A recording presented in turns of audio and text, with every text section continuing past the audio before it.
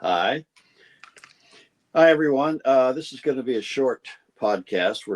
I am here on the smoky side of Los Angeles, where we're burning down the Welty. But hopefully we'll get those fires out soon. It's a little distracted, but I want to do something because it's the full moon of Capricorn. And there are specific things going on in that full moon that tend toward what we're up to, which is empowering you with love. Taylor, how are you doing? Things are good here in Maui. Okay, well, I see the top of Asriel's head there, so Yeah. in case he once has something to say or get in on the deal, he's welcome. Yeah, if he nudges me, I'll let you know. All right. Okay, so what's going on? In the full moon of Capricorn, the distinctive thing I think I would like our people who are interested in empowering their lives with love to look at. You like that popcorn as good deal. You got a front row seat. Is the idea that that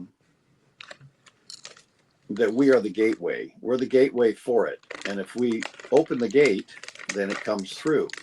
His chips are great, but if you're going to watch with him hand mugging the popcorn bag, you're going to have to mute it and unmute it when you want to speak, because It's God, muted, right? You don't hear us?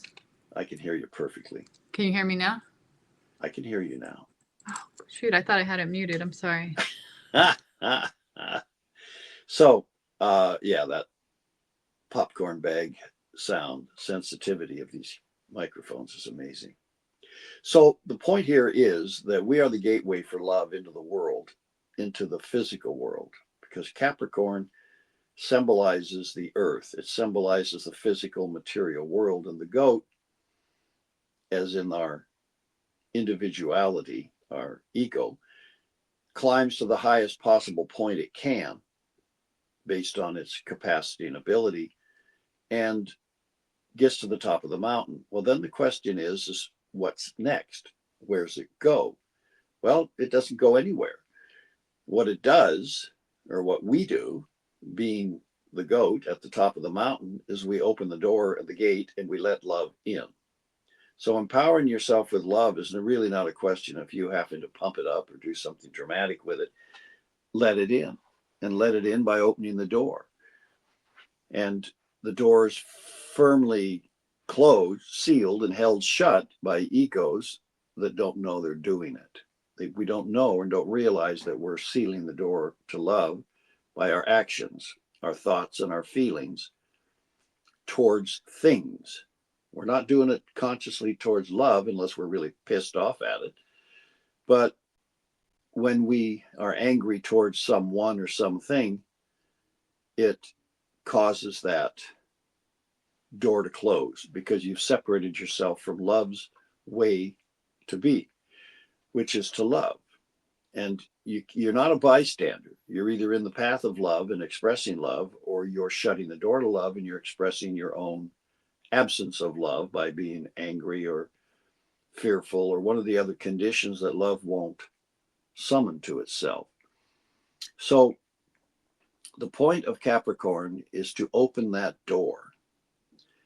Now, there are a great many beings who have already done that on the earth, walking around, and they have opened the door and let love fully and completely come through and take their individuality up in it, and then let it transform and transmute and clear those individualities of the things that obstruct love. Because love rushing through us, if we open that door, doesn't mean everything in us is perfected to love. That's not going to happen for a long time, in my case and in most people's cases.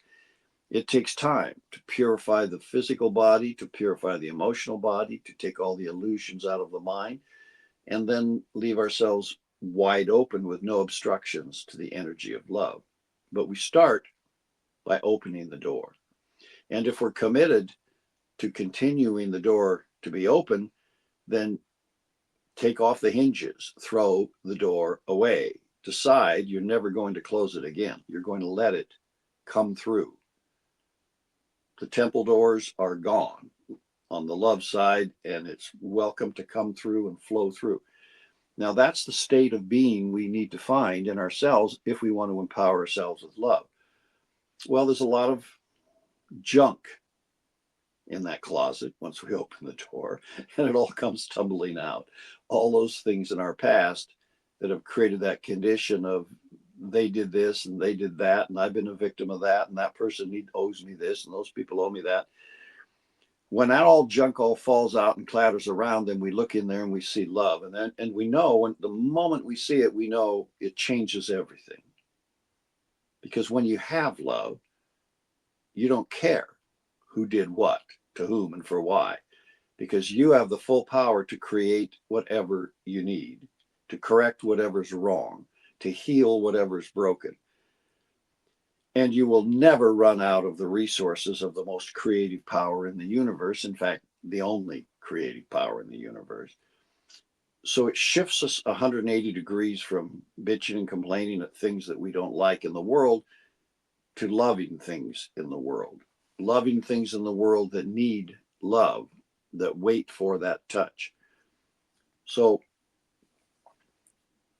it's a matter of opening the door and then deciding to keep it open. Now, you can't open anyone else's door. We can't open Azrael's door to love. Of course, his isn't even closed. He's so close to having come through it recently. But generally, when we come through the door at birth, we're good for about 18 months. How old is Az now? Oh, sorry. Didn't mean to ask you a question you can't answer. You turned 2 in December last month. Okay. So he's getting into the closing of the door territory, which is what happens when we develop our personality. It begins to shut the door to love. And we think, uh-oh, how are we going to stop that from happening? Well, we don't know how yet. And even for our children, we may not be able to prevent it. Their karmic need to experience life from behind a closed door to love can't be forsaken just because we don't want it to. So we do the best we can to keep them open to love. We do the best we can to develop that in their culture. And then we keep going forward. And it will balance itself out. It will work itself out and eventually come to a place where his consciousness itself, as he grows up, will decide, I want that door open. And the moment that happens in his consciousness and he turns his attention to it, he needs to be, by that time, if Taylor's done her job, he needs to have a capacity to know how to do that. And if he does, then he can open that door, take it off the hinges, throw it away.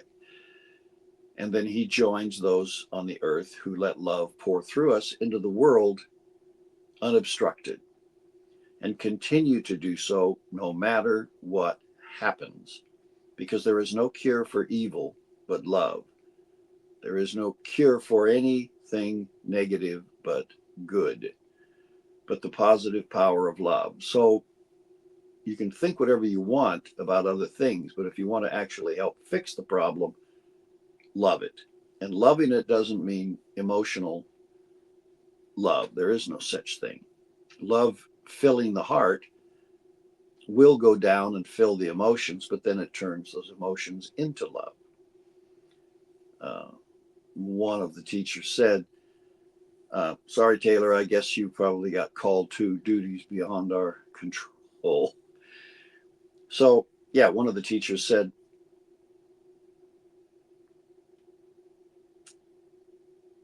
about love, about having it and carrying on with it, that you have to choose it continuously,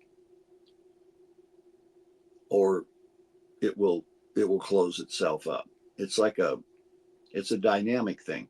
The reason you When you open the door to love, it comes through as a dynamic. It's not passive, it's not waiting, it's on. And anything in front of us, emotionally, in front of us mentally, in front of us physically, is being contacted by this incredible energy. Now, everything in front of us has its own free will if it's human. If it's not, if it's animal, plant, or mineral, then it just receives love. Humans have the option of being touched by it and then rejecting it. And if we reject it, nothing can stop us from doing that. Nothing. Love won't stop us. And if love can't stop us, nothing can, because it is the creative power of the universe and it can change all things. So it's a mystery why this free will has been given to those that don't even recognize love. Most of the human race at this stage of its experience is far too enmeshed in its desires, its ego desires, its emotional, mental, and physical appetites to even think about or recognize love. So, why would the free will to open the door to it and bring it in be given to something that doesn't even know it exists? Well, that's part of the mystery of the human race. And it's a wonderful mystery, deep and filled with mysteries upon mysteries. But we'll cover it and we'll talk about it and we'll open it up for examination and illumination if anyone wants to when we get down the road a bit. But today we're just simply looking at this possibility of you as an individuality with your mind, your emotions, and your physical form, and the integrated personality that is using those all three simultaneously. If not perfectly integrated, at least we can hop around between them and think thoughts and have feelings and make choices. Now, that's our option to do that, to open up that door and to let it through. Now, how we do that is the workshop in which we indicate the few things. There's just a few things you need to do. And if you do them, it will happen.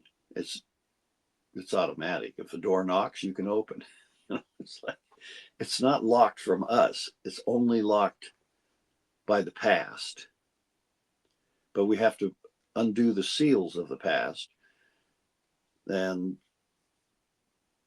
get down to the basics of our moment to moment, eternal now life that we're living. Right now, you're in the now. If you're listening to this, love is here. It's present right here. All that there'll ever be, right here. So open the door to it, let it in.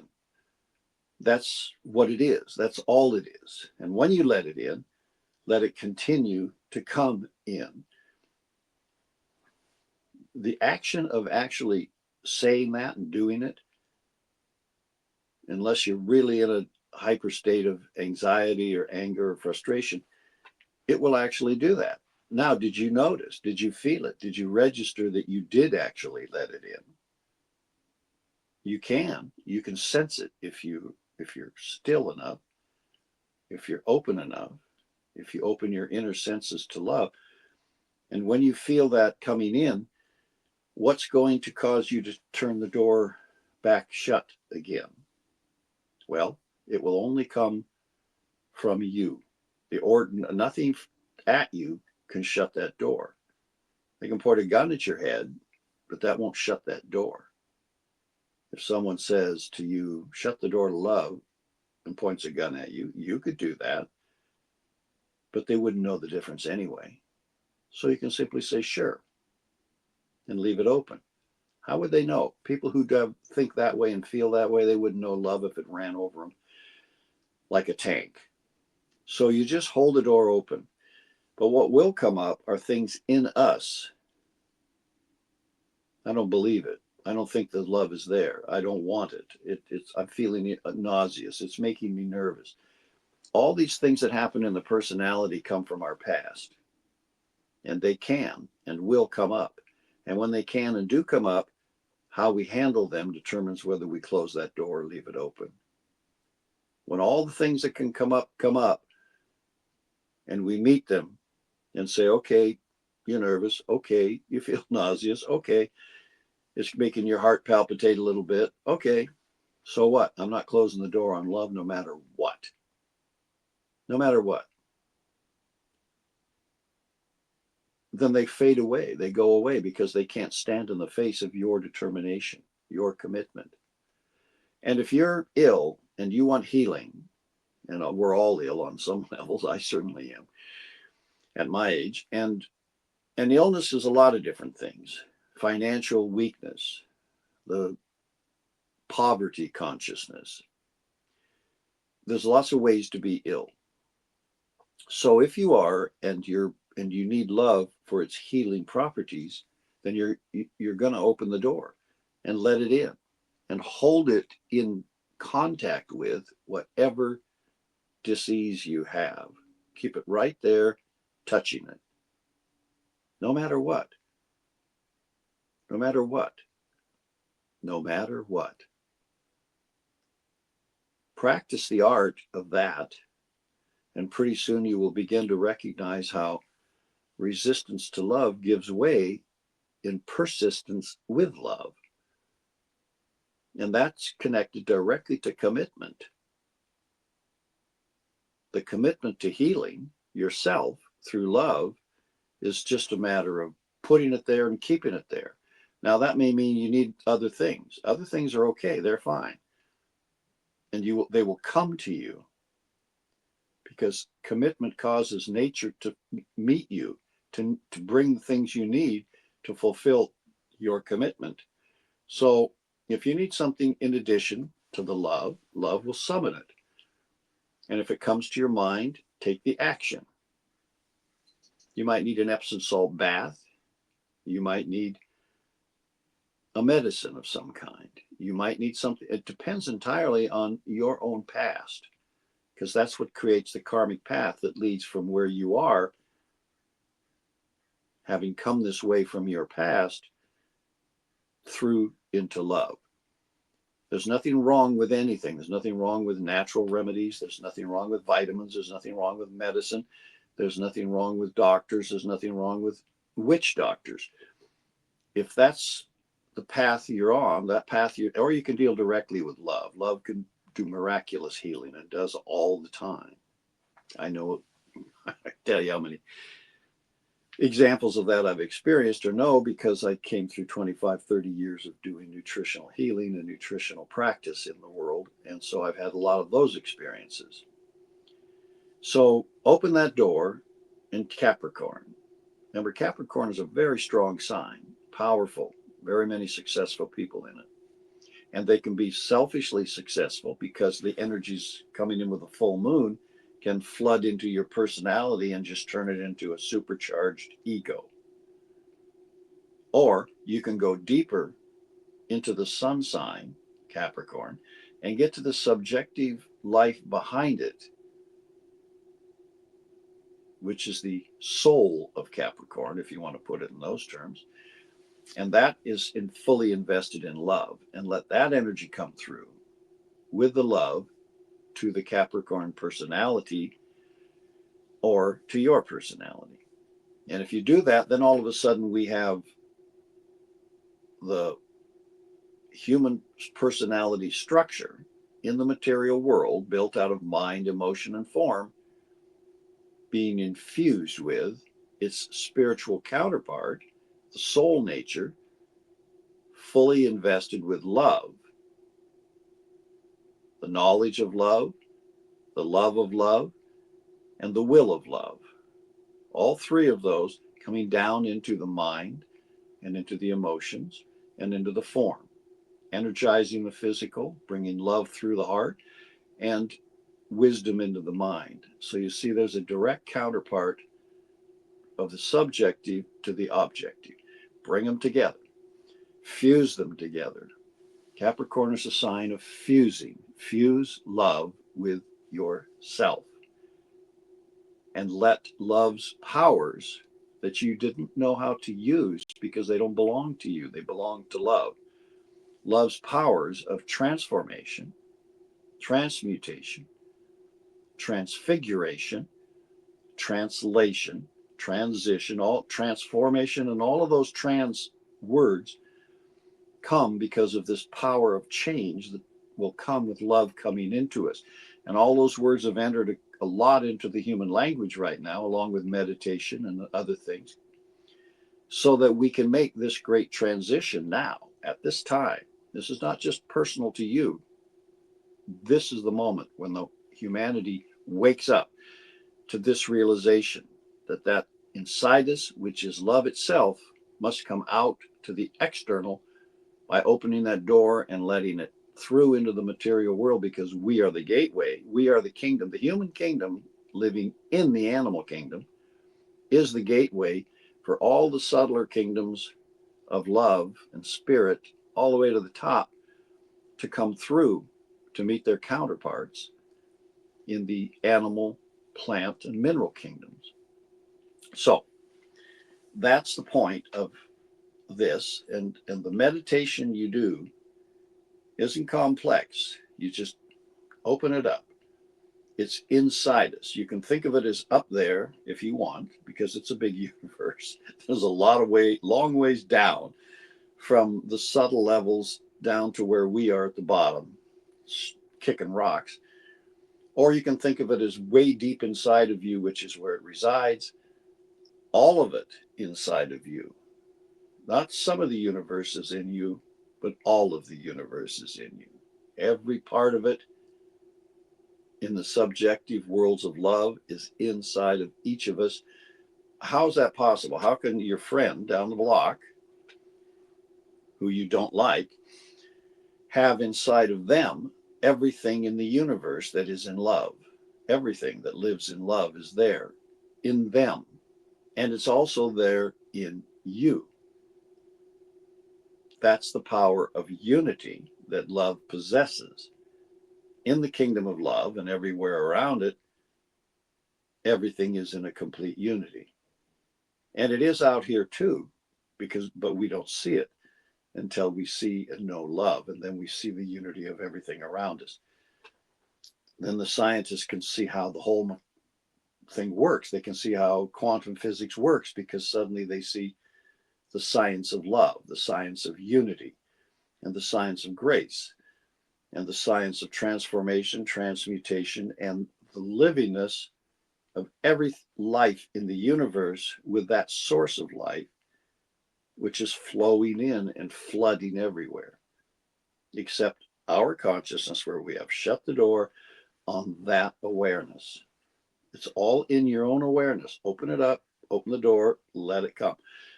Now we're going to do that. We have a workshop for doing that, and we're going to take us through that workshop over the coming days with friends of ourselves and others, and demonstrate how this works. But for now, it's Capricorn. Let it in. Let that inner love come through you. Let the door disappear and let it come into the mind. Let it touch your heart. Let it touch everything about you, and then radiate out from you. Be for a little while during the full moon octave, which is about a 3-day octave. Just be a radiant center of that.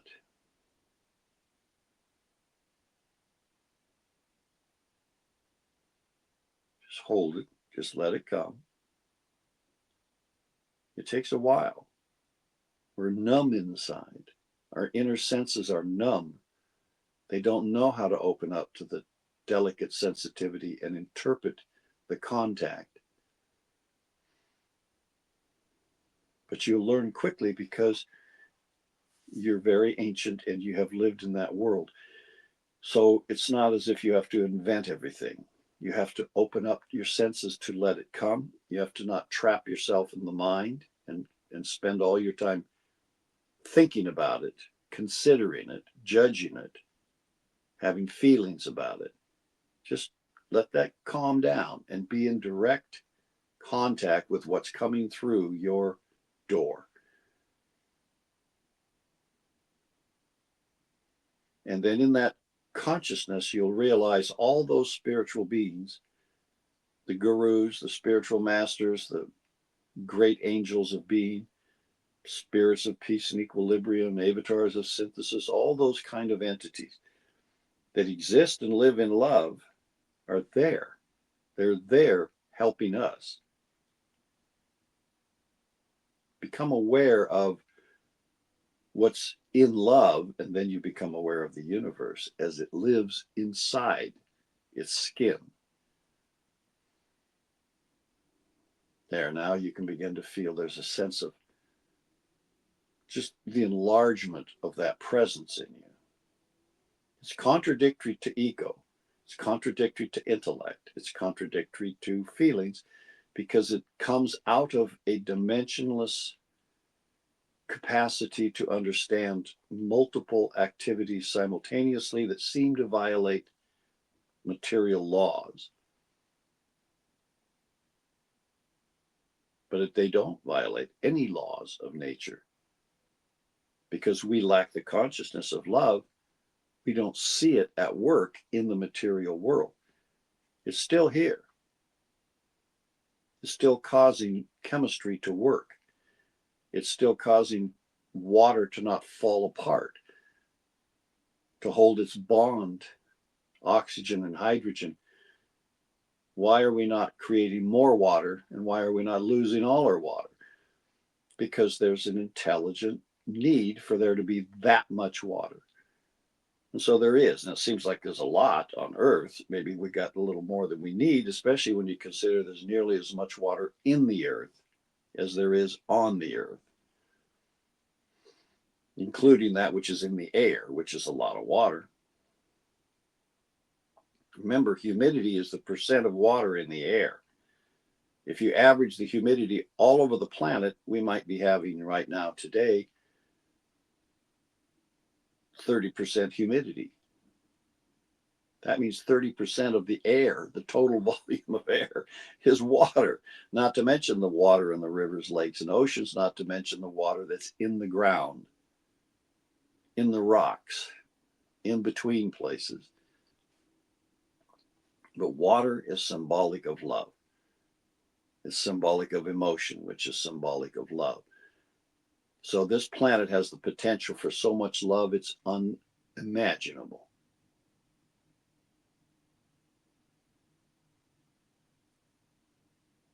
So let it through, let it in, become part of the creative purpose of the whole thing. Take full responsibility for everything on earth and every problem and everyone, and don't look anywhere else. When something enters our lives that says this isn't right, the first thing to ask ourselves is, what did we do to bring this into our life, and where are we shutting the door to love that's making this appear in our life?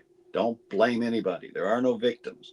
We are all victimizing ourselves by our capacity with free will to close the door on love.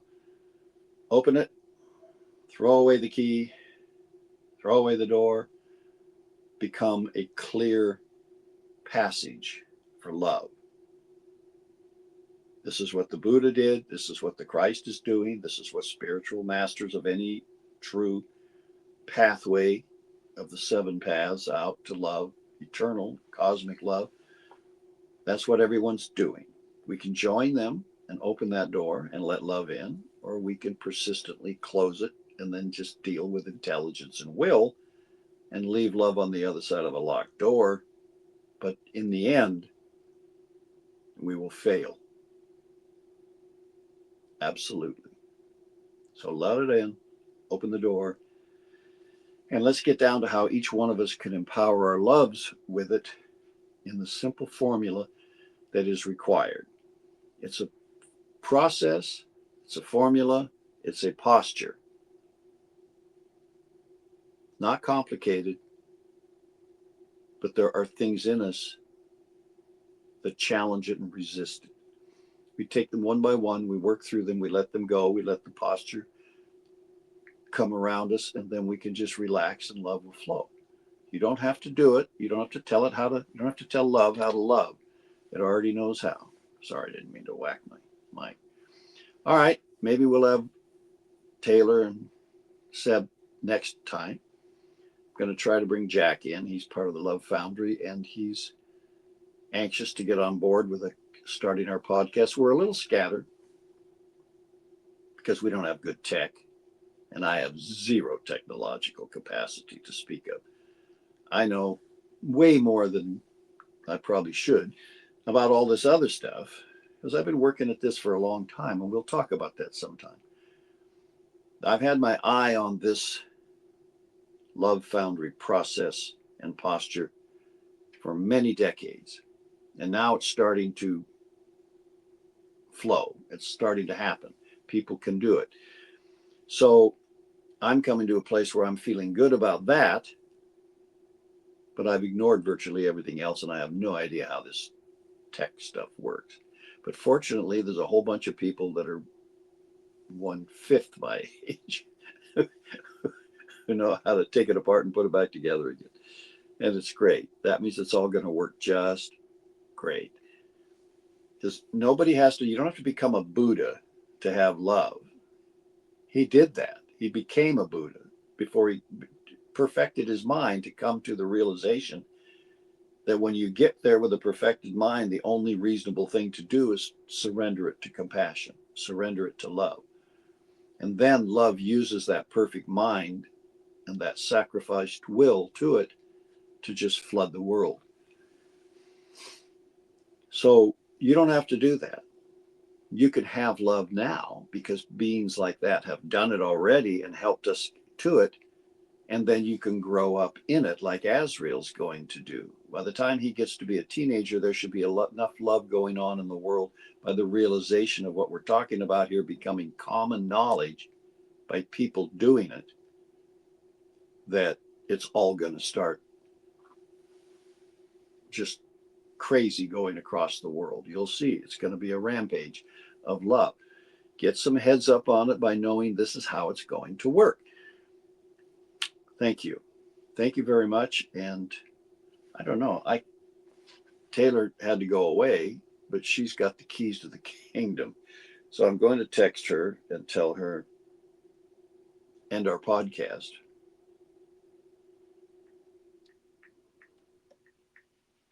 Maybe she'll come back on and do it.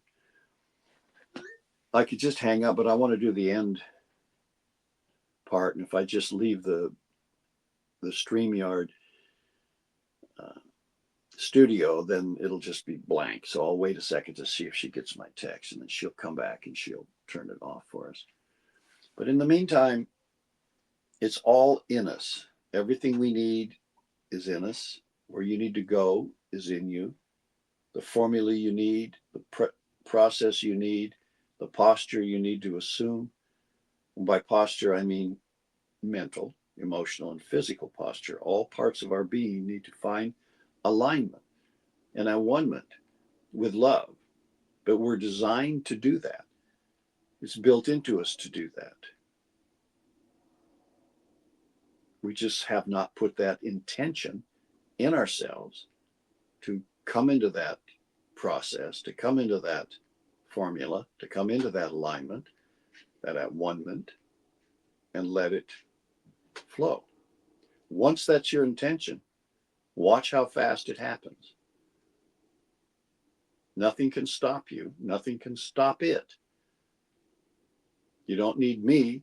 You don't need the Love Foundry, but you have us to help you because it's going to become a system. There'll be other systems besides the one that the Love Foundry is doing, because this is a very non-secular, this is a secular system in a sense. I mean, I love spirituality. I love the Christ. I love the Buddha. I love the religions that were formed around them, but we don't need those religions to practice surrendering to love and opening that door. We talk about them, but we don't have to engage their precepts. We don't have to pledge our allegiance to any flag. We simply do it. Everything you need in you. And love is in you. And there is no difference between love and God and life. They are synonymous terms, which is why the Christ said God is love. Ah, you're back. Welcome back. I've been vamping here, doing a little soft shoe to keep people focused. So I can't hear you, of course, because you've muted yourself. Now that, folks, is a face of concentration and will right there. Can you hear me? You can turn your mic. There you go. I've been here the whole time. I just didn't want to just, take away from what was being said with distraction. So, You never do that. Oh, you mean as helping you out. yeah, It could be a yeah. bit distracting. Life is that way though. So you Yes, have it to be able to is. find it. If you keep that center, exactly what you're talking about. Love, It's everything. There's a famous story about Gurdjieff, I think, was talking about having the disciples are all sitting around and he's talking, and there's one of the disciples there that's just a pain in the ass, challenging everything, arguing with everything, being just a jerk. And all the rest of them are like, holy crap, when is this guy going to go? And finally, the guy gets the message, I guess, from the rest of the guys, and he gets up to leave. And he says, wait, don't go. The teacher, and all the guys are like, oh my, let him go, because they're trying to get the essence of the meaning. And he begs the guy not to leave and finally offers him money until he changes his mind and says, okay, I'll stay. And later, one of the guys says to him, why did you do that? And he said, well, because he's your teacher and I can't let your teacher leave. it's He true. said, anybody can hold concentration with their ego full of judgment and all of vanity that we live in when it's quiet and everybody's behaving like little monks, but put one irritating fly in the room, and then we find out that the personality is far away from being serene and filled with love. Mm-hmm. So all distractions and noise, and you've got a few around you. And Maui, barriers, Maui is wonderful, but it's got its own roosters. So that's all. We don't shut them out. We embrace. It's like life is improv. Whatever gets thrown out on the floor, if someone tosses a rubber chicken out on the floor, you'd better start clucking and make it part of the act because it's already there. It's already in the room. You can't go back in time and have it not come out and land on the floor. So that's the beauty of love. It will harmonize everything. Everything is something in harmony. that let it be. Let Just it let be. it Yeah, be. just let it be. And then the heart opens and we realize, oh, what the hell? Just love it. And pain disappears. And in healing, this is a vital message. When you have pain and you want to go get a handful of Vicodins and start taking them, and it doesn't matter, with enough pain, you'll go get them off the street where they could be laced with fentanyl and kill you easily because now they look exactly like the real thing. Try love. Love will take the pain away. It will turn it into nothing because it is nothing in the face of love. So we need these distractions. We need to bring love to them and we need to learn the lessons of it. And we're here to help. Thank you so much, Dave. Taylor's going to explain it all to you. It'll all get good. Yeah, I sure will. Stay tuned. You stay tuned. All right. We'll see Now, you soon. Yeah. Taylor, we'll get back at this again in a day or so. It's full moon tomorrow. And we'll see what we up to then. Thank you so much, Dan. Thank you. Bye now. Don't you wanna know?